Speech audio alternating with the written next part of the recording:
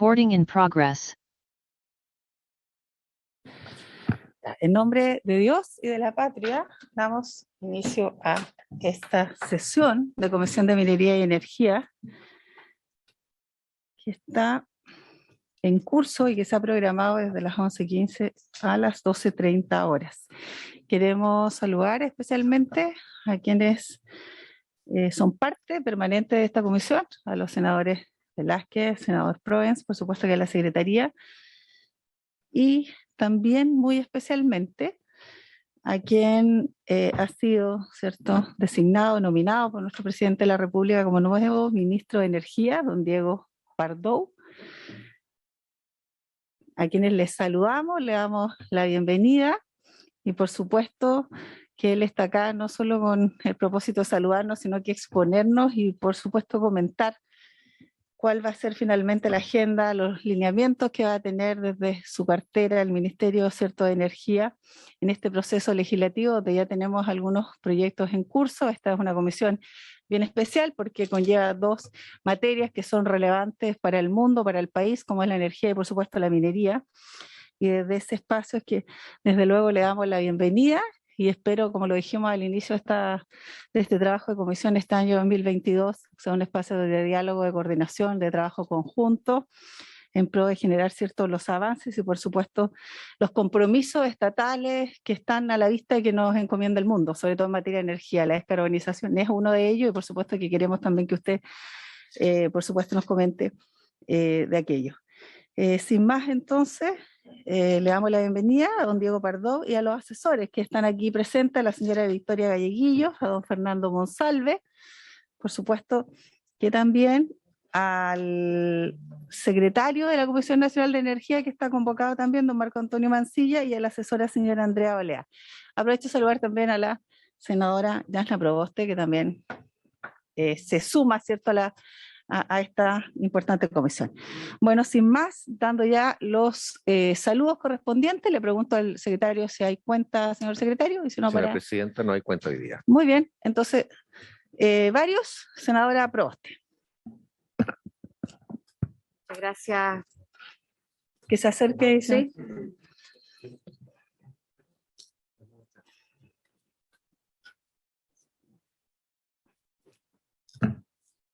La presidenta, vine precisamente por un tema de la cuenta, que es una situación bien compleja que hoy día está afectando a la división Salvador de Codelco y me gustaría compartirlo con esta comisión. Desde el día 8 de septiembre hay dirigentes y trabajadores que se encuentran en huelga de hambre. La causa se debe a que lamentablemente un trabajador perdió la vida en la mina el 22 de agosto a causa aparentemente de un infarto cardíaco ante la insuficiente atención médica y el traslado en el campamento de El Salvador. Los dirigentes habían constituido una mesa de salud con la administración de Codelco Salvador y la cual lamentablemente se quebró porque tomaron la decisión de extender esta huelga de hambre como una medida, por cierto, bastante extrema, pero que da cuenta del dramatismo que se viene arrastrando hace ya bastante tiempo. La salud del campamento es el único que dentro de la división de Salvador que funciona como campamento y han habido decisiones sucesivas que han deteriorado las atenciones de salud en el campamento de la división Salvador, y eso es motivo de preocupación. Esto es un hecho que es muy grave, finalmente, que termina con la pérdida de la vida, pero han habido sucesivas hechos que también en esta comisión se han dado a conocer en periodos anteriores, y por eso que creo que sería importante que esta comisión pudiese oficiar al presidente de Codelco a fin de que se informe esta comisión sobre la situación actual de la Clínica San Lorenzo del Salvador, cuál es el estado actual de la mesa de conversaciones de salud conformada entre la gerencia de dicha división y los trabajadores, y cuáles son las medidas que se van a tomar para remediar las deficiencias sanitarias que va a presentar el campamento desde el punto de vista de salud. Eso, Presidenta, muchas gracias. Muy bien, le agradecemos, por supuesto solidarizamos con los trabajadores en huelga, entendemos que hay una demanda muy legítima, que a propósito de las antecedentes que hemos tenido no solo este año, sino también, entiendo el año pasado, también en la situación, ¿cierto?, de seguridad, es de toda lógica entender y conocer desde el presidente, el directorio de Codelco, cuáles son los antecedentes, en qué baja la mesa, como usted ha señalado, y desde luego creemos importante recordar que también tenemos invitados, convocado al presidente Codelco a una futura sesión en ese contexto. Entonces, más allá de los oficios, por supuesto que le vamos a pedir referencia respecto a estos antecedentes que usted ha señalado. Entonces, habría acuerdo sin duda para oficiar a Codelco. No sé si hay más puntos varios, senadores, senadoras. No. Bueno, sin más entonces, como ya lo habíamos dicho, le damos la bienvenida y por supuesto le escuchamos al nuevo ministro de Energía, don Diego Pardo. Tiene usted la palabra, ministro. Señora Presidenta, por su intermedio. Primero, les agradezco el tiempo de hoy para dar cuenta de la agenda sectorial y las prioridades legislativas. Quisiera tomarme unos pocos minutos en dar un contexto y después pasar, digamos, propiamente a cómo nosotros vemos las prioridades legislativas y cómo les queremos proponer el trabajo en conjunto con esta comisión. La agenda del Ministerio de Energía, como usted muy bien decía, Presidenta, está marcada por la descarbonización, ¿cierto? Necesitamos hacer de nuestra red eléctrica una red eléctrica más resiliente y más verde. No me están entendiendo bien. Esta mascarilla es difícil que... No hay problema. Muchas gracias. Necesitamos hacer una red eléctrica más resiliente y más verde, ¿cierto? El desafío es grande. Necesitamos aumentar nuestra generación en 25 gigas, nuestra capacidad. Hoy día hay 30, o sea, tenemos que duplicar, casi duplicar, digamos, nuestra capacidad de generación en energías renovables en los próximos 8 años, 10 años, por ahí. Si nosotros miramos el mejor año, ¿cierto? Bueno, si yo cualquier error, don Marcos me corrige en los números, pero si mal no recuerdo, en nuestro mejor año nosotros fuimos capaces de generar 2,6 gigas de energía renovable. Entonces uno puede decir, bueno, basta con mantener el ritmo y no es tan fácil, ¿sí? Porque aquí hay un asunto cuantitativo, o sea, por un lado necesitamos sostener e incluso acelerar nuestro mejor año, en términos de inversiones y producción en energías renovables, pero también necesitamos diversificar, ¿sí? Ese mejor año estuvo marcado por una tecnología, y cuando uno tiene una sola tecnología, la red es más frágil, ¿sí? Entonces necesitamos, tanto en términos cuantitativos como cualitativos, tenemos un gran desafío. Para que ese desafío ocurra, tanto en términos cualitativos como cuantitativos, necesitamos fortalecer nuestra red de transmisión. Hoy día, bueno, todos... digamos, y especialmente las personas que vienen desde el norte del país, son conscientes de la cantidad de generación que estamos virtiendo, digamos, que no somos capaces de hacer llegar a los puntos donde es demandada. El nivel de vertimiento ha ido creciendo en los últimos años, entonces necesitamos cuantitativamente mejorar nuestro sistema de transmisión, pero también cualitativamente, porque a medida que lo hacemos más capilar y que llegue a más lugares, somos capaces de adoptar distintas tecnologías y hacer más resiliente la red, para tener un orden de magnitud. Necesitamos construir 4.000 kilómetros de líneas de transmisión. Esto es algo, digamos, si uno, desde Arica a Coyhaique, más o menos, digamos. Esa es la dimensión del desafío que tenemos a la mano. Lo bueno es que nuestro pipeline de proyectos es robusto. Hoy día tenemos 86 centrales de generación y 14 obras de transmisión en construcción. También estamos en proceso de evaluación de 105 proyectos de generación y 23 obras de transmisión. Pero hay una parte de eso que tiene que ver, o sea, necesitamos hacer varias modificaciones legislativas que generen las condiciones habilitantes para acelerar este proceso, y también nosotros como Ejecutivo tenemos que hacer varias cosas. Una de ellas, que ya fue anunciada hace 2 días por el presidente de la República en nuestra agenda de Invertamos en Chile, tiene que ver con, cuando uno habla con la industria, lo primero que te señalan es que los procesos de tramitación de los permisos, tanto ambientales como no ambientales, se han ido extendiendo en el tiempo.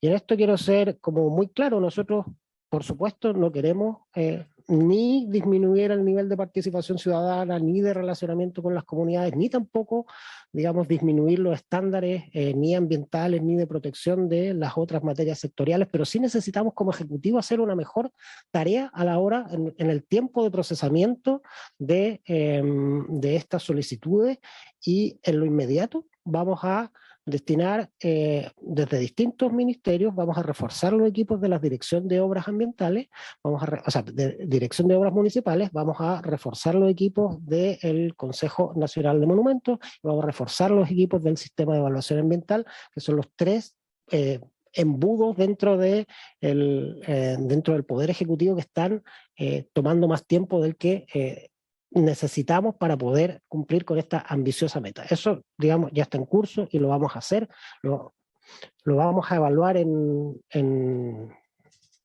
Ahí está, tengo que apretar el medio. ¿Con eso? Ya, ok, perfecto.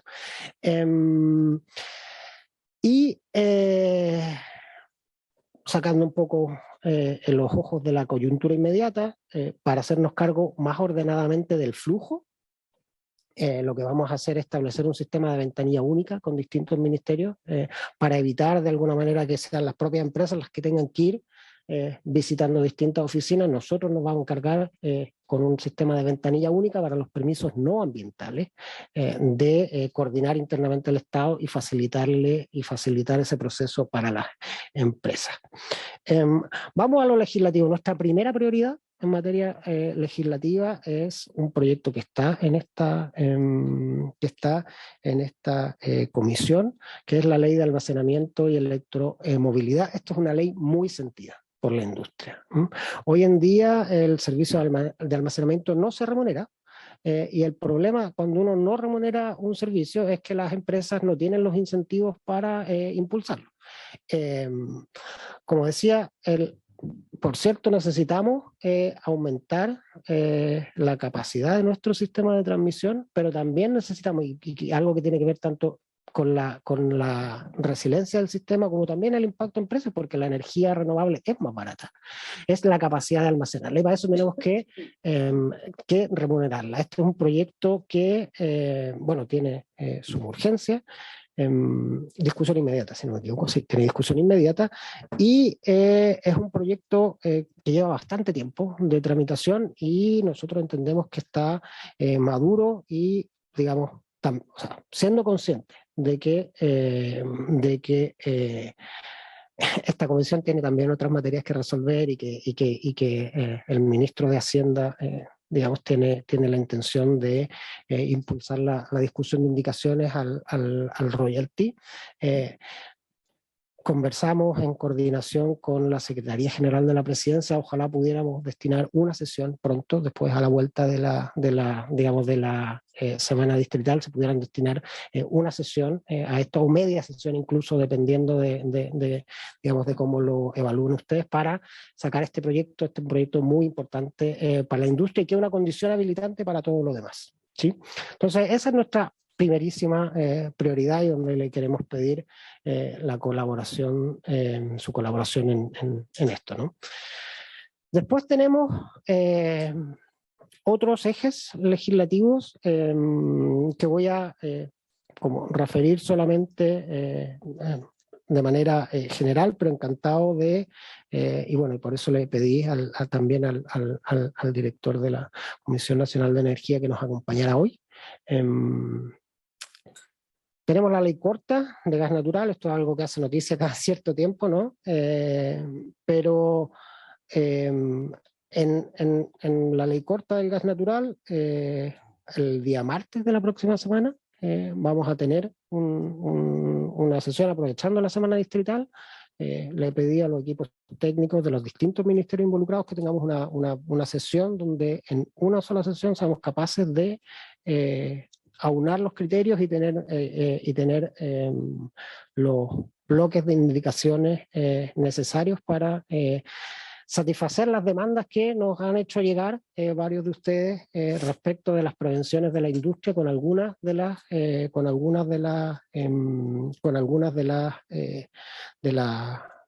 las disposiciones contenidas en esta normativa. Nuestra disposición es, o sea, tenemos toda la disposición a encontrar una forma de hacer funcionar esta agenda, una agenda importante.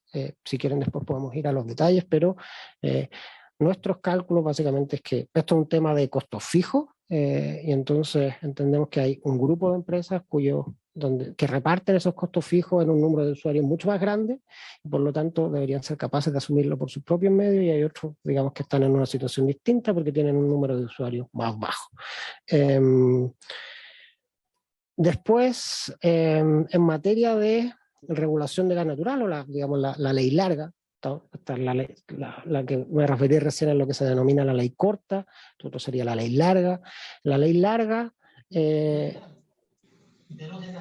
también lo conversamos con la Comisión Nacional de Energía y la verdad es que el consenso todavía no está maduro, no hay un consenso académico de cómo nos tenemos que mover, cuál es el modelo regulatorio que tenemos que implementar en este mercado, y en general la verdad es que nuestro país en términos de modelo regulatorio tenía las cosas súper claras el año 95, pero desde entonces han sido muchas las agendas cortas que han ido moviendo cada sistema regulatorio en direcciones distintas, y hoy día la verdad es que es bien desordenado y hay diferencias como discretas entre un sistema regulatorio y otro que no tienen una digamos, explicación técnica profunda. Entonces este es un buen momento para darnos no mucho tiempo, pero algo de tiempo, para evaluar cómo es el sistema regulatorio que queremos seguir en materia de gas natural y que este permita ilustrar lo que también queremos como país para sectores similares.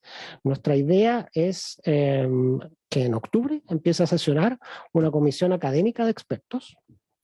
Nosotros tenemos algunos nombres y a través de nuestros asesores vamos a recabar, digamos, queremos pedirles a ustedes que nos puedan colaborar también con nombres de académicos que crean que puedan aportar en esta discusión para, en un plazo relativamente breve, empezar a sesionar en octubre y tener un informe en enero, para de esta manera tener un consenso académico robusto sobre cuál es el lugar hacia el cual queremos ir como país. Esto, digamos, es una ley larga, entonces es importante que dure mucho tiempo y por lo tanto es importante que tenga un consenso sólido sobre el cual esté construida.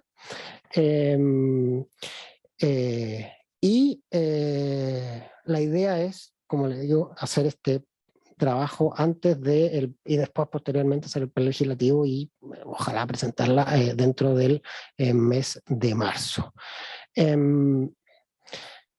A propósito, bueno, esto fue una iniciativa que surgió, de hecho, de esta misma comisión. En el mecanismo de estabilización de precios de la energía se creó una mesa, ¿cierto? Una mesa de pobreza energética. Esto es muy importante.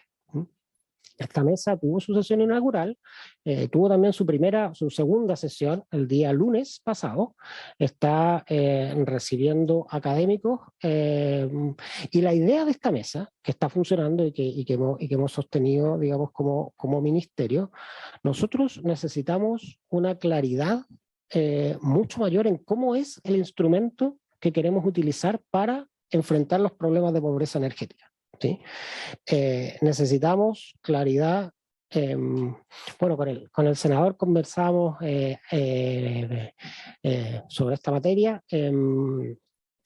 y la verdad es que nuestras herramientas para establecer como subsidios y mecanismos de ayuda en términos de pobreza energética son muy rudimentarios. No somos capaces de identificar específicamente a los beneficiarios y por lo tanto medir su eficacia. Son mecanismos muy rudimentarios. Tenemos que tener mejores mecanismos que aprovechen las tecnologías que hoy en día utilizamos y que sean más capaces de focalizar el gasto. Esto es algo que no se puede hacer al calor de los conflictos sociales. ¿sí? Porque siempre lo que pasa en estas materias es que las demandas sociales se hacen muy intensas y eso obliga a los organismos políticos a reaccionar rápido, lo cual está muy bien, digamos, uno tiene que reaccionar a las demandas sociales con celeridad, pero esa capacidad reactiva hace que nuestros instrumentos no estén del todo bien pensados. Entonces lo que le queremos pedir a esta mesa es que nos ayude en diseñar este mecanismo, un mecanismo que sea efectivo y que distribuya los recursos públicos o recaude los recursos privados estableciendo algún sistema progresivo de subsidios cruzados, similar, bueno, se ha mencionado en reiteradas oportunidades lo que ocurre con el agua potable, algo similar, pero digamos, adecuado para el contexto de la electricidad. Y la idea es que podamos presentar un proyecto de ley en esta materia el primer semestre del 2023 en base a los informes entregados por esa mesa que digamos, fue creada por esta misma comisión. Después tenemos algunas agendas legislativas complementarias. Tenemos la ley de cuotas en energía renovable. Esta se encuentra en primer trámite constitucional, pero bueno, la ley de cuotas de energía renovables es importante para dar varios pasos, pero en particular para flexibilizar la organización industrial en materia de energía renovable. Es importante que tengamos empresas más pequeñas en energía renovable. Eso si permitimos si somos capaces de generar las condiciones regulatorias para que empresas más pequeñas puedan participar del mercado, nuestra red se va a volver más resiliente y también vamos a aumentar, digamos, la oferta del sistema. Y finalmente tenemos la ley de modernización de la Superintendencia de Electricidad y Combustible, que tiene varias dimensiones importantes. Es una ley que necesita actualizar su sistema de fiscalización para establecer incentivos. Es una ley muy antigua en materia de mecanismos de fiscalización. Antes de los mecanismos de fiscalización en materia regulatoria, como que tuvieron un cambio bien importante luego de la admisión de Chile a la OCDE, este es del sistema previo. Entonces necesitamos incorporar mecanismos de incentivo. Necesitamos también repensar nuestros sistemas de multas para las personas para las instituciones y personas que infringen la normativa, y también necesitamos aumentar el perímetro regulatorio, ¿sí? El perímetro regulatorio de la Superintendencia de Electricidad y Combustible hoy día, por ejemplo, no tiene el hidrógeno verde. Entonces necesitamos aumentar ese perímetro regulatorio para dotarlo de las herramientas adecuadas. Y yo sé que el hidrógeno verde es una materia muy importante para esta comisión y para el país, por cierto. Nuestro esfuerzo hoy está en la coordinación de este comité Corfo que creamos para avanzar en los proyectos que están existentes, dar las condiciones habilitantes de los proyectos que han ocurrido, y también estamos en coordinación con el Ministerio de Bienes Nacionales porque hay una licitación en curso de terrenos fiscales, y la idea es generar ahí en coordinación con el Ministerio de Bienes Nacionales los mecanismos de incentivo adecuados para tratar de tener los tipos de proyectos de hidrógeno verde que necesitamos, ¿sí? Si hacemos mal las cosas, esta es una industria que va a enfrentar muchas dificultades, necesitamos hacer bien las cosas. O sea, que el primer paso sea un paso que puede ser un poco más pequeño que el que muchas personas quieren, pero que sea un paso en la dirección correcta, que legitime en las comunidades la viabilidad de esta industria, que efectivamente es muy promisoria, tanto en términos de números agregados, de lo que puede agregar a nuestra economía en volumen, pero también en complejidad, ¿cierto? Entonces, por ambas razones es muy importante que el primer paso sea un primer paso correcto, y en eso estamos en coordinación con Corfo y el Ministerio de Bienes Nacionales. Sí, Y tenemos el proyecto de GLP en cilindros, que lo tenía más atrás y me lo salté. El proyecto de GLP en cilindros es una de las prioridades presidenciales y está actualmente, tenemos una mesa funcionando en la Cámara de Diputados, y sobre la base de los resultados de esta mesa también le vamos digamos, a impulsar esa legislación. ¿Sí? Eso es lo que tengo por hoy. Muchas gracias, presidente. Muy bien, agradecemos su presentación, ministro. Quisiera primeramente darle la palabra. No sé si alguno de los senadores quiere hacer alguna consulta. Si quiere agregar el encargado de la Comisión Nacional de Energía. ¿No? Senador Velázquez. Gracias, presidenta. Primero desearle una muy buena gestión. Toma un desafío importante en esta cartera, los temas del gobierno del presidente Boric y en general de los últimos gobiernos. Y quizás lo que ha faltado es celeridad en algunas políticas de concretar, por qué razones esto no ha ocurrido. Algo le conversaba al ministro y quisiera plantearlo formalmente, en cómo hoy día, que además ha sido desde sus primeras palabras cuando se presenta el nuevo gabinete, el interés suyo de concretar sobre todo y establecer con mucha certeza el aumento, la capacidad de la energía renovable. El ministro anterior habló de una política pública que iba a estar dirigida a cómo llegar a la comunidad, a las viviendas sociales, a las familias interesadas en el uso de energía renovable. Yo agregaría que es importante que a lo mejor, claro, comunicacionalmente y electoralmente no aprende mucho, pero tenemos una buena cantidad de unidades educativas, de establecimientos educacionales que no están dotadas de este tipo de sistemas de energía renovable para la calefacción de los establecimientos, de las aulas, para la ventilación, en fin. Me parece que se han quedado atrás en ese sentido de Arica a Punta Arenas, en el ámbito urbano y en el ámbito rural.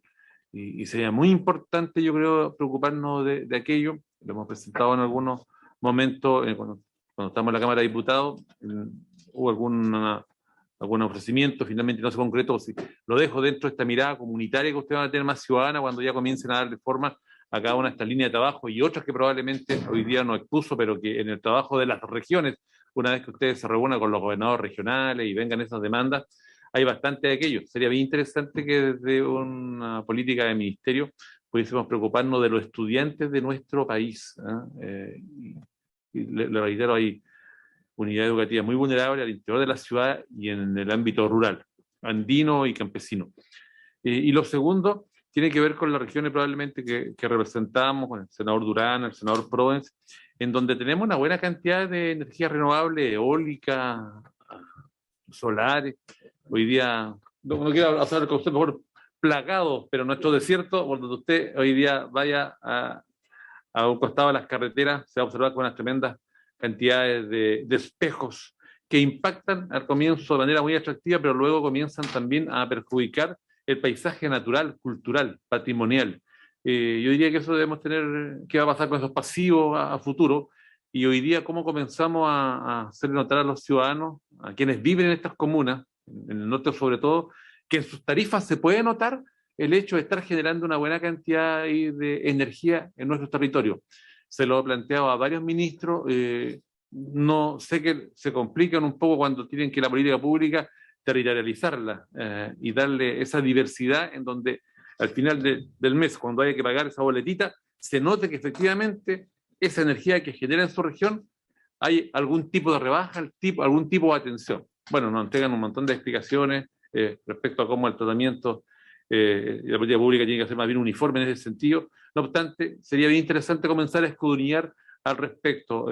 Y termino con esto, presidenta. Tocopilla, una comuna que hoy día está pronto a terminar con sus termoeléctricas, pero tenía los valores más caros del valor de la energía misma y teniendo las termoeléctricas ahí. Hoy día ya estamos ocupando energía renovable en el norte, pero sentimos que los vecinos, los ciudadanos finalmente, que es lo que debiera preocuparles, ¿cierto? En primeriza prioridad a los gobiernos, debieran sentirlo también en sus tarifas.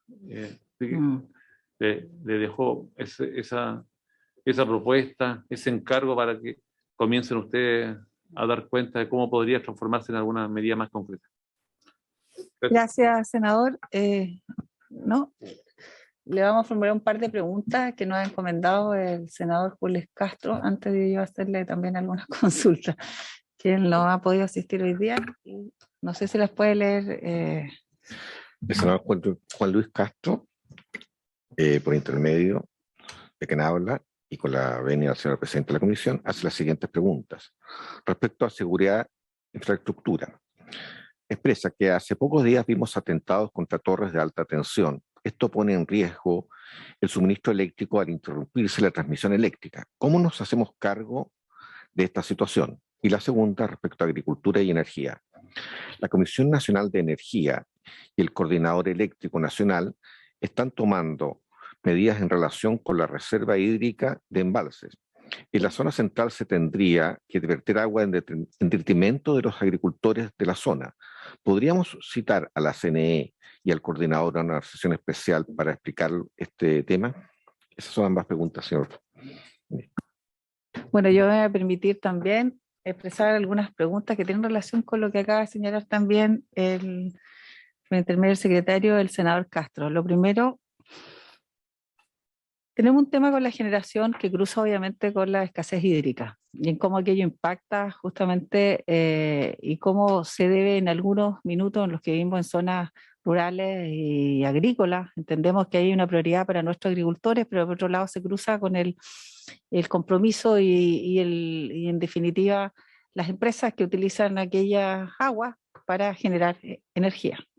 Entonces, ¿cómo se visualiza eso a futuro a propósito de que la escasez hídrica vino para quedarse? Hay ahí un elemento y una definición política que habrá que de cierta manera equilibrar, tratar y cómo aquello también se visualiza desde el punto de vista del impacto de dos necesidades que son sumamente importantes. O sea, hoy día sin agricultura no hay alimentación, pero también podríamos decir que sin energía hay poca vida, por decirlo de alguna manera, y ahí me cruza con otro elemento que usted señaló, que tiene que ver con la distribución.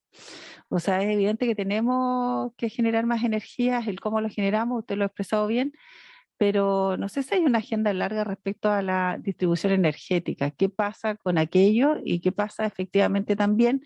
Me hago eco de lo que ha dicho el senador Esteban Velázquez en el sentido de cómo aquello impacta también finalmente el bolsillo de los chilenos y chilenas que ven en las cuentas de la luz un impacto que no es menor. Se avanzó a propósito de los insumos, los servicios básicos en la pandemia. Nosotros generamos, usted lo mencionó, una mesa de trabajo a propósito de avanzar respecto a un apoyo permanente del Estado a las tarifas o en el fondo al efecto que provocan las tarifas sobre todo los hogares vulnerables. Y en ese contexto también qué se visualiza respecto a ello y también algo que no es menor. ¿Cómo se pretende, a lo mejor con un poquito más de detalle, generar esta instancia ventanilla única a propósito de extrabar proyectos que están hoy día y que es la queja permanente, ¿cierto? Que es lógico, el Estado tiene que hacer lo suyo, pero tiene que haber una agilidad que permita también en los tiempos avanzar, sobre todo en los trámites administrativos cuando se trata de la evaluación ambiental que lleva y conlleva cada proyecto legítimamente. Entonces, en eso a lo mejor explicarnos un poco más y cuáles son los plazos que se tienen a la vista, cómo se va a ver eso desde las regiones, básicamente, porque no podemos pensar solo en Santiago. Como alguien decía, y nosotros en mi región, por decir, tenemos muchas termoeléctricas, etcétera, pero al final el impacto y la cuenta nos llega igual o peor de lo que del destino donde va a parar esa energía. Entonces, en la práctica, ¿cómo se compensa también aquella generación, posterior distribución, cuando hay que asumir también costos medioambientales que son bastante altos y que obviamente provocan impactos negativos también en todos nuestros territorios? Un poco tal vez cómo impacta aquello que usted mencionó también en relación a las regiones.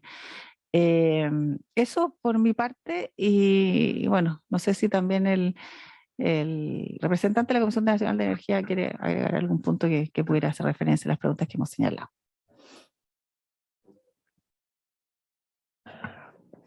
señora presidenta, por su intermedio. Muchas gracias por las preguntas. Una pregunta en el tintero, que usted hace mucha referencia, que todos entendemos también al aporte, por supuesto, y al protagonismo que tiene la industria, pero ¿qué pasa también al nivel de consumidores? Sí. Siempre estamos al debe. Generamos muchas veces, y nos pasaba, queremos que haya más participación, queremos que haya decisiones vinculantes de los territorios, pero en esa materia hay también alguna mirada que tenga nuestro gobierno a propósito de aquello que haga posible también entender que aquí debe haber un desarrollo no solo equilibrado, sostenido, sustentable, pero también con participación de las decisiones y por supuesto con definiciones y respeto a las decisiones locales. Creo que eso también es un elemento que quisiéramos saber. Tal vez son muchas preguntas, pero por lo menos las dejamos lanzadas. Muchas gracias por las preguntas. Nos vamos a dividir algunas de ellas con el director de la CNE. Respecto de lo que menciona el senador Velázquez, tenemos un programa específico para escuelas. Estamos haciendo reacondicionamiento térmico de varias escuelas. Tenemos un programa de continuidad que ya pasó y vamos a lanzar en los próximos días uno, digamos, que escala el asunto. Yo el día lunes estuve en la región, en la 10ª región y precisamente, digamos, vamos a hacer algo específico en Ancún, digamos. Pero son muchos las escuelas beneficiarias de este programa, estamos trabajando en ello y encantado de hacerle llegar digamos, los antecedentes o encontrar maneras de trabajar conjuntamente en esto.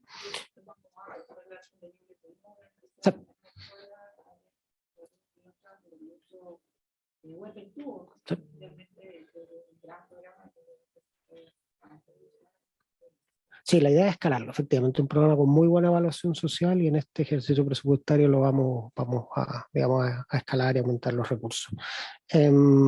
Sobre el mecanismo, sobre los mecanismos de equidad tarifaria y equidad territorial tarifaria, bueno, voy a pedir al director de la CNE que explique un poco lo que existe actualmente. Efectivamente se legisló en su momento sobre esto y yo creo que es muy importante que esto es un problema que vuelve, ¿cierto? Cada cierto tiempo. Entonces, yo creo que es muy importante en materia de energía. Llevamos varias décadas impulsando en una dirección, con matices, cada gobierno por supuesto tiene sus matices, pero hay una dirección clara. Entonces, yo lo que le quiero ofrecer, si le parece bien, es hacer digamos, una evaluación de impacto de este mecanismo de equidad tarifaria que el director de la Comisión Nacional de Energía va a poder explicarle con más detalle, pero podamos hacer una evaluación de impacto y transmitírselo, digamos, a la comisión y sobre esa base ver cómo nos movemos hacia adelante. Gracias, señor ministro. Gracias por su intermedio, señora presidenta. Efectivamente, ya existe un mecanismo que reconoce, de hecho se llama de reconocimiento de generación local, y que le da beneficio a las comunas, a los usuarios de comunas donde hay una generación intensiva de energía eléctrica. Esto es la ley 20.928, creo que es del año 2015-2016, y que fue tramitada en conjunto con un mecanismo de equidad tarifaria residencial, que son dos mecanismos que funcionan en paralelo. Y en particular este mecanismo de reconocimiento de generación local tiene una serie de parámetros más técnicos, pero que dependiendo del nivel de generación que tenga esta comuna y el nivel y la cantidad de habitantes que tenga, los clasifica en un esquema de mayor a menor, y en función de eso le hace descuento en la componente de energía de la cuenta eléctrica. Por lo tanto, ya existe algo en la línea de lo que el senador planteaba. Sin perjuicio de eso, yo recojo lo que ha planteado el señor ministro, que siempre eso es revisable, porque esa ley fue hecha en el contexto de que la gran generación era de centrales hidroeléctricas y de centrales termoeléctricas. Ya esa es la verdad. Y las comunas que están actualmente beneficiadas son aquellas.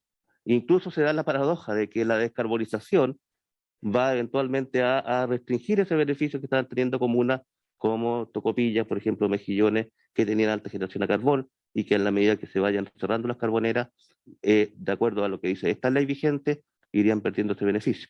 Entonces, evidentemente hay un espacio para reestudiar eso, y en función de ahora lo que hay es la penetración de energías renovables, fotovoltaica, en forma intensiva. Yo creo que al menos desde el punto de vista de la CNE, desde el punto de vista técnico, claramente hay un espacio para volver a analizar en las condiciones en que esa ley está aplicando actualmente. Perdón la interrupción, pero sería súper importante tener un diagnóstico, como se señala, actualizado respecto a las cuestiones, porque hoy día, obviamente, la razón para nadie es una duda, el espacio de salud es muy residual respecto a finalmente cómo se generó esta ley, que en definitiva la gente pretendía que iba a haber una disminución considerable de sus tarifas, sobre todo regiones, insisto, como la nuestra, Biobío, Ñuble, y la verdad es que es una ofensiva. Si podríamos tener un diagnóstico pormenorizado respecto a la situación actual, sería muy interesante.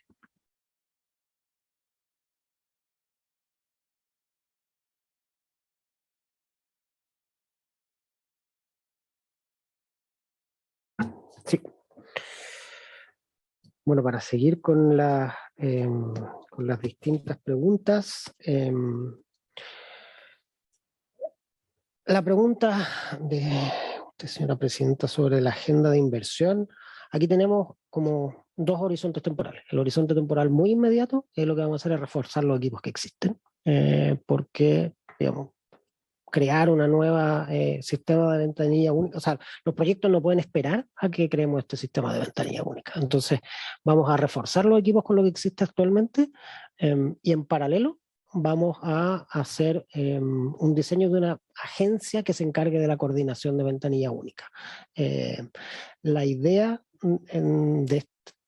por ahora sería un convenio de colaboración interministerial, que se encargue de recibir y coordinar descentralizado territorialmente, pero el diseño específico de esta agenda necesitamos tener más conversaciones y entender un poquito mejor de dónde vienen los retrasos. Pero la idea en términos de horizonte temporal es que este sistema de ventanilla única empiece a funcionar el 2023, pero no vamos a esperar al 2023 para hacernos cargo de los atrasos en la tramitación de los permisos. El refuerzo de los equipos es ahora, y el sistema de ventanilla única en un plazo de un año o algo así, menos, 6 meses. Esa es la idea.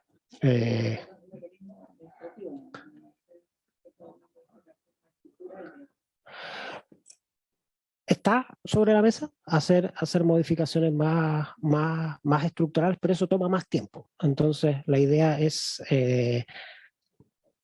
primero reforzar los equipos, que es lo más inmediato que podemos hacer actualmente, dar una solución que de alguna manera dependa solamente del Ejecutivo también, digamos, pensando en mitad del próximo año, y efectivamente esto necesita también una reevaluación un poquito más extensa, y ahí, bueno, hay conversaciones que hay que tener con los organismos internacionales que también nos pueden ayudar en este diseño, ¿cierto? Esto es algo que se ha hecho en otras partes del mundo, y necesitamos aprender de aquello también. Sobre el tema de los consumidores, para eso es muy importante la reforma al SEC. La SEC, la Superintendencia de Electricidad y Combustible, es precisamente el espacio donde el mundo de la electricidad y los combustibles se relaciona con los usuarios, ¿sí? Y la idea del fortalecimiento de esta institución es que precisamente se pueda hacer cargo de mejor manera de eso, que hoy enfrenta muchas dificultades en el procesamiento de reclamos y su agrupamiento, digamos, porque cuando en el modelo actual, de alguna manera, como que cada usuario, cada cliente es una isla, cuando en verdad muchas veces tienen problemas comunes que, si se agruparan, sería mucho más sencillo resolver, y a eso es a lo que apunta esta legislación. En el tema de la reserva hídrica, le voy a pasar la palabra al director de la Comisión Nacional de Energía, pero y respecto a las preguntas del senador Castro respecto de lo ocurrido en esta red de transmisión, yo tengo un reporte preliminar, pero quisiera pedirles que transmitírselo de manera reservada, o puedo hacerlo por escrito de otra manera, o no sé si quieren que lo haga acá, pero pero no sé si podríamos suspender por un momento el video porque incluye materias que no sé si es bueno que... Como prefieran, puedo hacerlo por escrito después de la sesión.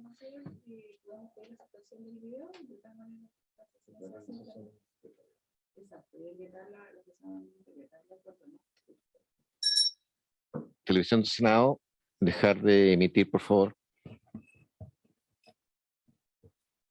Avisar Recording stopped. a todos los que estén conectados, digamos, salirse, por favor. Lo vamos a verificar. Por favor, tienen que salir todos. Suspendemos entonces un minutito hasta que generemos las condiciones para que esta sesión se pase secreta. Se queda sin masilla, ¿no es cierto? ¿Cómo? Se queda sin masilla. Sí, se queda, se queda. Correcto.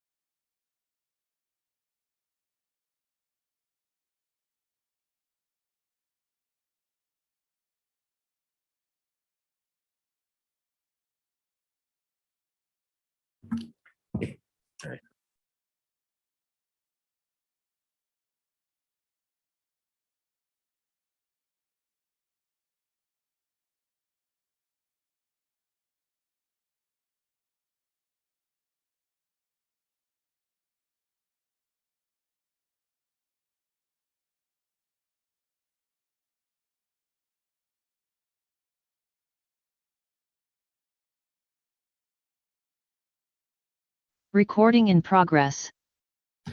Muy bien, reanudamos entonces el carácter público de esta sesión y le cedo de inmediato la palabra entonces al secretario ejecutivo subrogante, don Marco Antonio Mancilla, de la Comisión Nacional de Energía.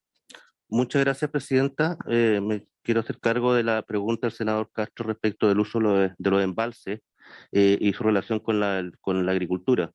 Respecto del tema, precisar de que los embalses de uso compartido tienen claramente preferencia el uso humano y el uso agrícola del agua, ¿ya?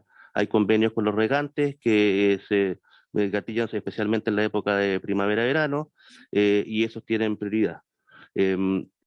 Además de eso, cuando se usa para destino eléctrico, lo normal es que el coordinador ordene el uso de esa agua de acuerdo al mérito económico. Pero en situaciones de falta de abastecimiento, de riesgo de abastecimiento, como estamos actualmente, en que hay un decreto de racionamiento vigente, el uso del agua que hace el coordinador para el efecto de generación eléctrica queda limitado por disposiciones que pueda establecer este decreto. En particular, en este caso, se estableció una reserva hídrica obligatoria al comienzo del otoño de este año, que fue informada por la Comisión Nacional de Energía al Ministerio y se puso eso en el decreto de 650 gigawatt hora. Es una reserva más o menos relevante, considerando las condiciones de abastecimiento que se preveían en ese momento, de lo cual nos informa periódicamente el coordinador eléctrico a la Comisión de Energía.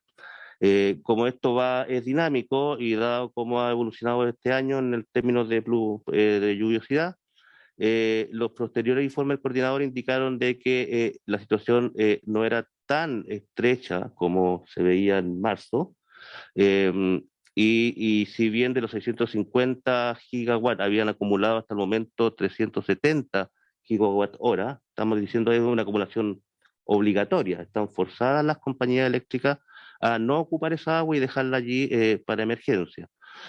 Dado que la situación había mejorado, el coordinador sugirió rebajar esa reserva a lo cual la CNE técnicamente lo encontró razonable y así también lo propuso al Ministerio, se rebajó a 205 gigawatt hora, lo cual implicaba ya que había que devolver parte del agua que estaba acumulada. Y lo que ocurrió ahora en el último mes es que ya cerrando el invierno y la temporada de lluvia, se visualiza que había riesgo de vertimiento en algunos de los embalses. ¿Ya? Había llegado a tal punto la acumulación obligatoria de la reserva hídrica, más las lluvias que hubieron esta temporada, que determinado embalse, en particular Ralco y Colbún, si no me equivoco, había riesgo de que ahora a fines de septiembre hubiera que verter el agua porque había llegado al máximo de su cota. Y en vista de eso, tomando la información del coordinador, nosotros como Comisión de Energía propusimos rebajar esa reserva ahora a 66 gigawatt hora, que es algo todavía conservador, dejar un colchón para la temporada que viene, en paralelo extender el decreto de razonamiento hasta marzo, lo cual finalmente la autoridad política, el Ministerio de Energía, accedió a aquello y se plasmó en el decreto el último, que es me parece de comienzo de septiembre. Entonces esa es la situación, estamos bastante mejor de lo que estábamos a comienzo de esta temporada, pero no es que estemos normal, todavía estamos con déficit hídrico, esto es algo estructural, y por eso lo conveniente es que ese decreto, si se extendió hasta marzo, previo a eso se revisen nuevamente las condiciones de abastecimiento. No, el futuro no está asegurado en términos hídricos y algo que hay que monitorear permanentemente. Muchas gracias.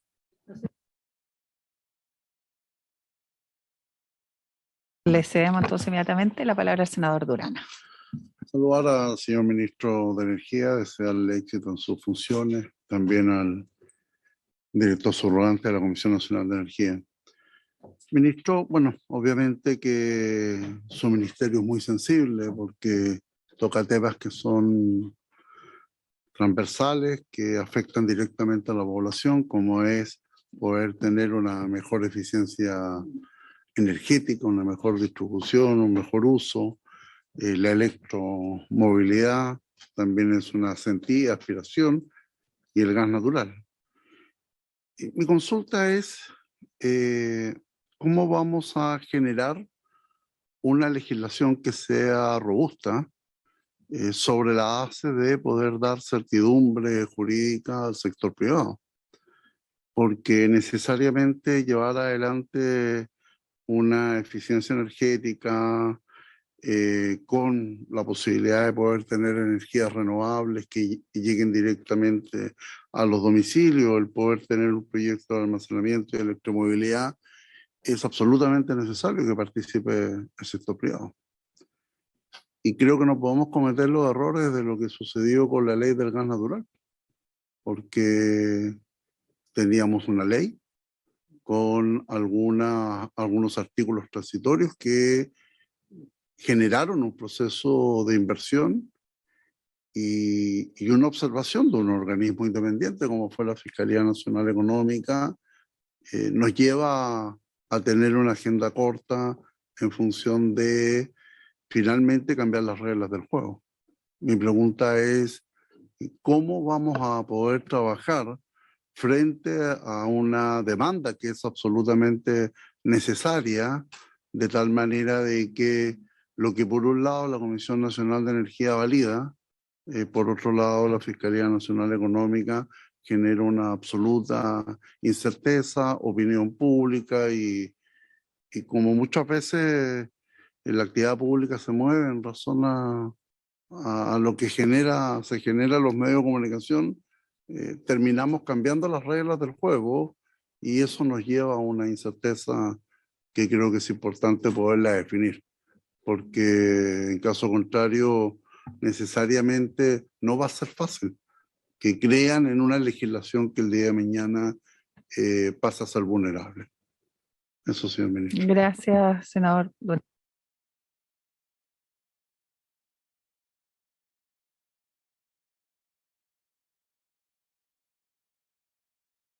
Se suma el senador Kuchel, así que le damos la palabra también.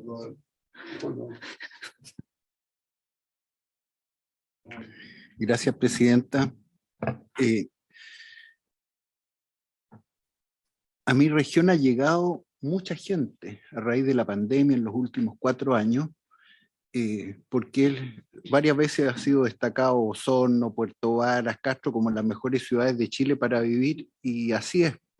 Toda la región es una de las mejores, pero tenemos para vivir bien.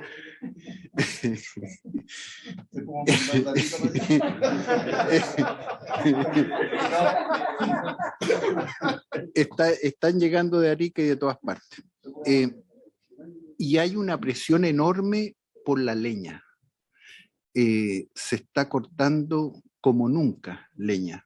Se usa como combustible para calefacción, para cocinar tradicionalmente, pero la presión es desproporcionada respecto del bosque nativo especialmente. Y se me ocurre que la solución es la hidroelectricidad barata, que tenemos muchos recursos, pero mucha oposición. La energía sube, las opciones baratas no se dejan implementar, y qué va a hacer el ministerio en el corto, mediano y largo plazo para esto, porque nos vamos a quedar sin bosque con esta presión. Y pienso que la solución es una alternativa eléctrica barata, y lo que tenemos a mano, y con tecnologías cada vez más convenientes. Por ejemplo, un hidroaicén se puede hacer ahora en menor territorio, con mayor capacidad, etcétera. Si es que vamos a encarar ese tipo de desafío, vamos a seguir perdiendo bosque.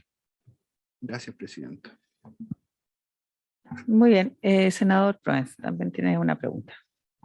Gracias, gracias, presidenta. Ministro, aquí hay un tema que hemos planteado hace mucho rato, que viene de la ministra Jiménez hasta usted hoy día, que se lo vamos a plantear, que es la famosa horas de punta.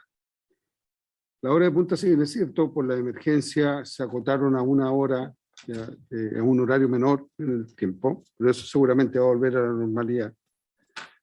Y creo que, entendiendo que esa es parte del polinomio que se hizo para poder fijar tarifa en algún minuto, pero estas horas de punta son poco solidarias en el país, porque hay zonas que golpean y en otras que no.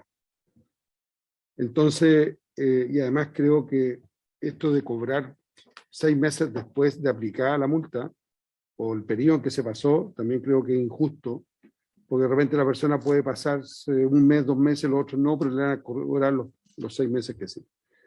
Y creo que en las zonas rurales es donde más injusticia se manifiesta, sobre todo en el consumo de la APR, que ha sido nuestro enfoque con el senador García y con todos los que estamos aquí en la mesa el día de hoy, porque obviamente la gente rural trabaja durante el día, llega en la tarde, cuando ya llegan a las horas de punta, se consumen el agua, tienen que echar a andar sus equipos para poder llenar los estanques y volver y pagar una tarifa mayor. Entonces me gustaría, no una respuesta hoy día, sino que buscar un mecanismo que esto sea más justo y que no golpee tanto a la gente de las zonas rurales y a la más perjudicada en este caso. Después hablamos del subsidio de energía que se está evaluando con esta comisión. Yo creo que ahí hay un punto de partida que no tiene que ver cómo se calcula el tema del agua, pero sí el beneficiado, porque son los mismos.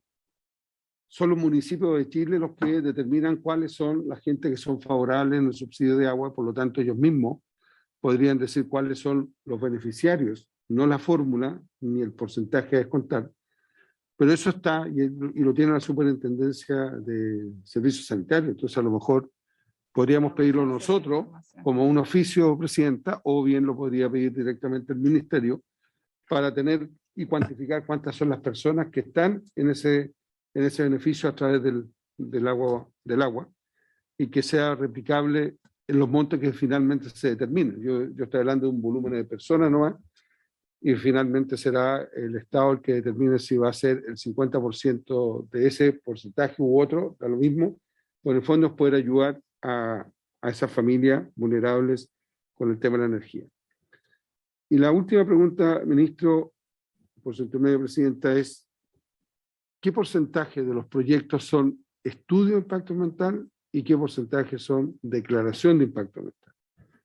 porque ahí hay una gran diferencia en el tiempo.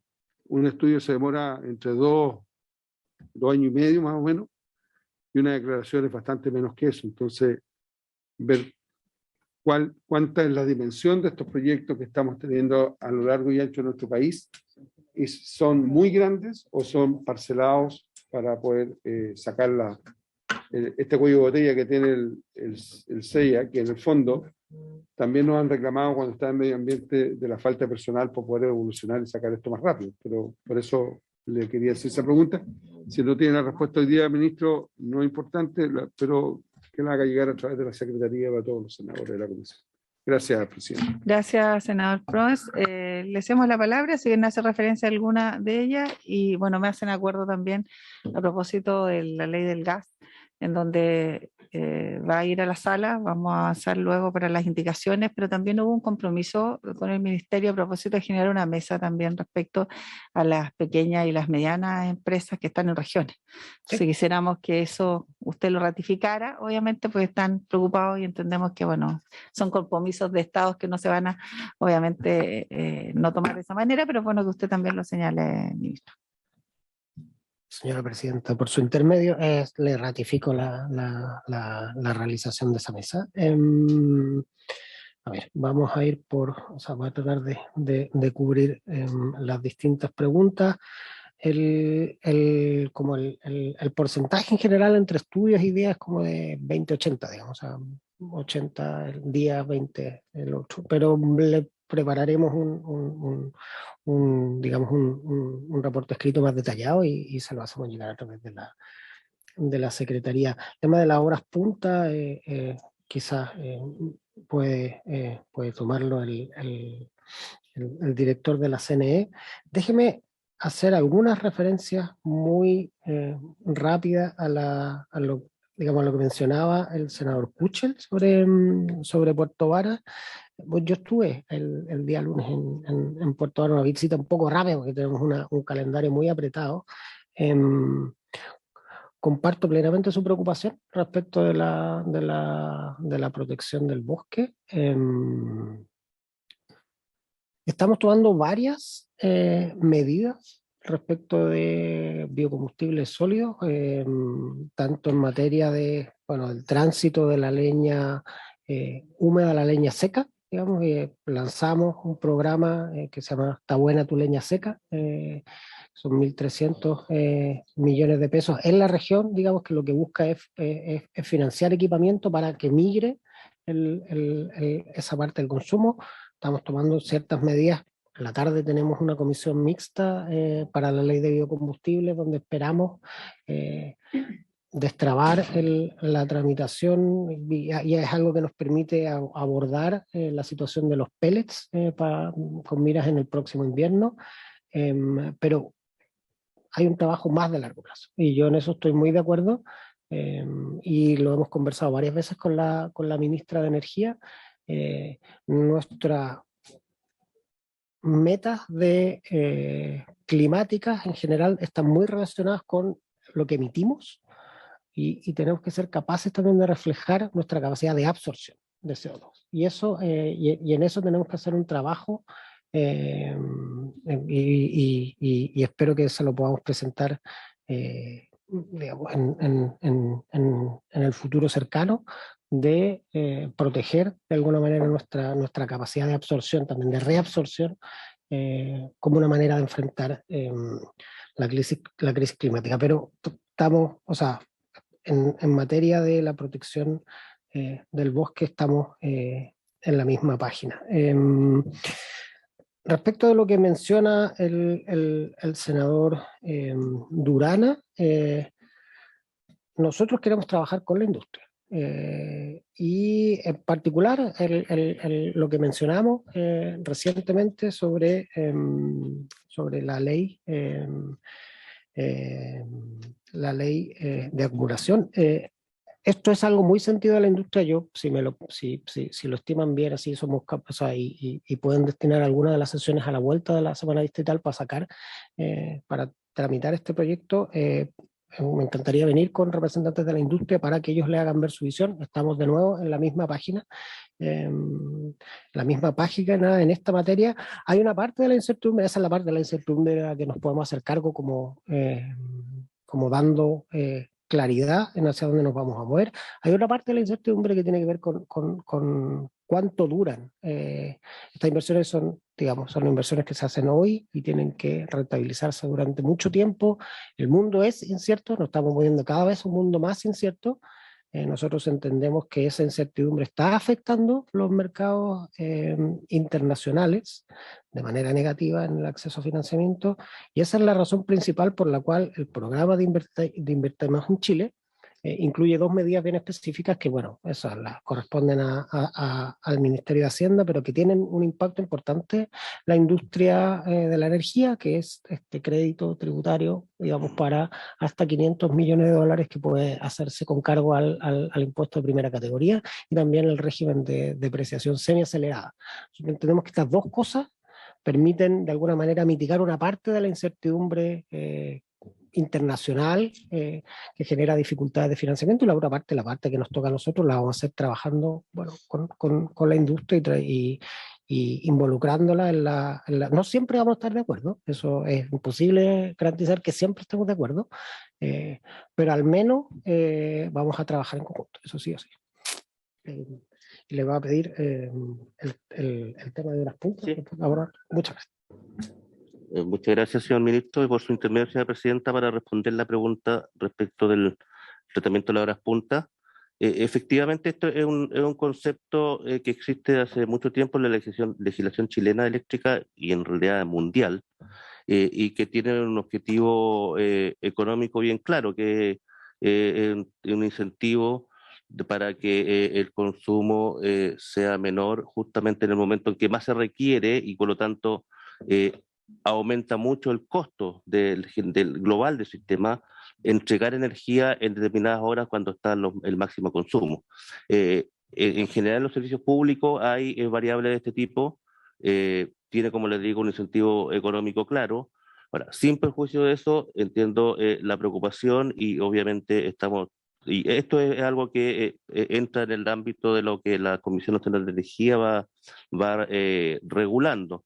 Y por lo tanto estamos completamente disponibles a que en la medida que nuestro ministerio así lo considere, uno pueda ver opciones diversas en este factor que se aplica anualmente. De hecho, en el pasado reciente, a producto de la pandemia, se suspendió esto de las horas puntas y luego se fue retomando paulatinamente hasta que volvimos a régimen. Por lo tanto, siempre hay espacio para conversar respecto de eso, y obviamente ahí estaremos alineados con nuestra autoridad política.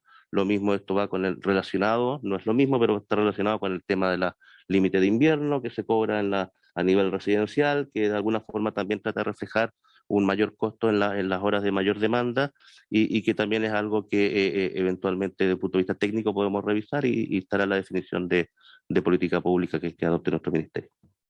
Muchas gracias. Sí, una cosa que dijo el ministro hace un rato atrás, presidenta, y que también lo hemos planteado, ministro, por eso se lo vamos a decir.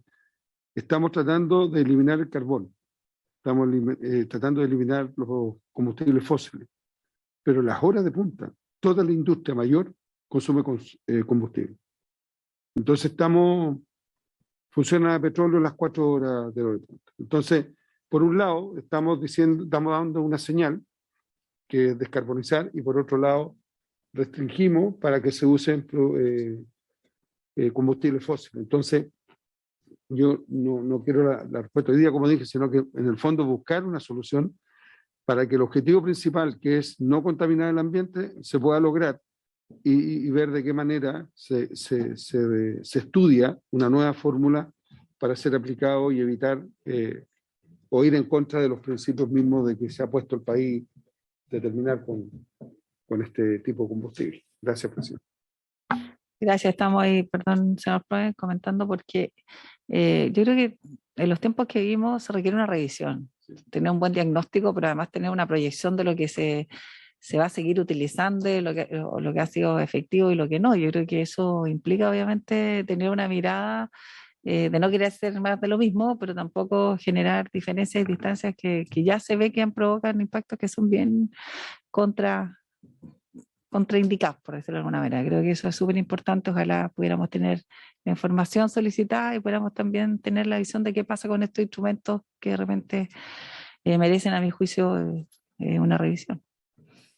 Lo último, no sé si no hay más intervenciones por su parte, lo dejamos muy bien, anotado, registrado y ahí nos envía.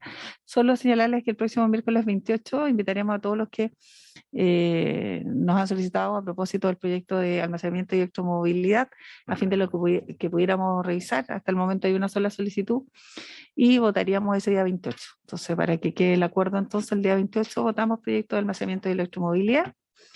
Y no olvidar que hoy a las 3 de la tarde, entonces votamos la indicación sobre el proyecto de combustible que está ya fijada para hoy de 3 a 4 de la tarde. Muy bien, por haberse entonces cumplido el objetivo de esta sesión, se levanta agradeciendo a los invitados y especialmente al ministro éxito en su gestión. Se levanta.